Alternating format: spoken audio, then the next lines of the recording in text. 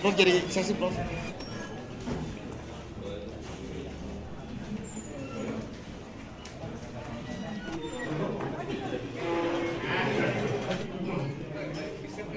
Latihan ngapain?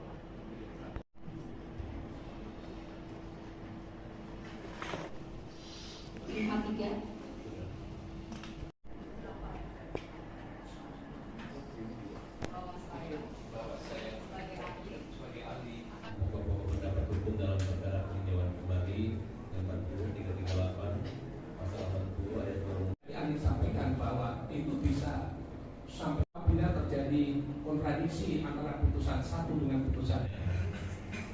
Pengetahuan saudara ahli Harus bisa dibuktikan bahwa dalam penyertaan itu dua orang atau lebih masing-masing mempunyai niat berbuat jahat. Satu. Jadi secara subjektif masing-masing harus bisa dibuktikan bahwa masing-masing memiliki niat untuk berbuat jahat atau ada sedia untuk berbuat jahat. Dan karena dia masih dalam alam subjektif untuk dilaksanakan dua orang atau lebih, maka dia harus ada namanya mufakat jahat dengan orang lain yang sama-sama memiliki niat yang sama. Jadi secara subjektif harus dibuktikan menjadi dua hal, masing-masing memiliki niat berbuat jahat dan niat berbuat jahat itu disepakati untuk dilakukan secara bersama-sama. Ya, karena sebelumnya Mahkamah Agung itu hanya judek juris saja, sehingga fakta-fakta yang pembuktian dan sebagainya nggak dipertimbangkan. Nah, sekarang Mahkamah Agung harus membuktikan judek faksi plus judek juris, supaya putusannya itu menjadi baik dan benar. Bukti-bukti, novum dan juga ahli-ahli. Semua novum itu kan bukti ya. Seharusnya dengan novum-novum itu Mahkamah harus membaca gitu. Artinya jangan sampai dia judek juris saja, karena dalam kasus PK komprehensif maka judek juris oke, tapi judek faksi juga harus dipertimbangkan. Bagaimana juga dengan beberapa saksi yang ternyata mereka mencabut pernyataannya sebagai saksi? Itulah sebagai bukti bahwa proses-proses kemarin nggak fair dan proses itu nggak fair. Sehingga kalau ada saksi yang mencabut tetap harus dihargai. Bahwa kalau dia berani bersumpah harus dihargai. Yang bertanggung jawab pada Tuhan kan dia.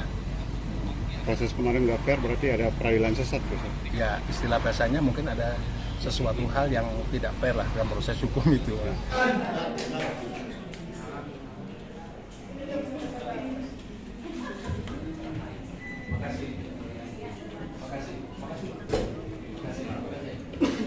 terima kasih Pak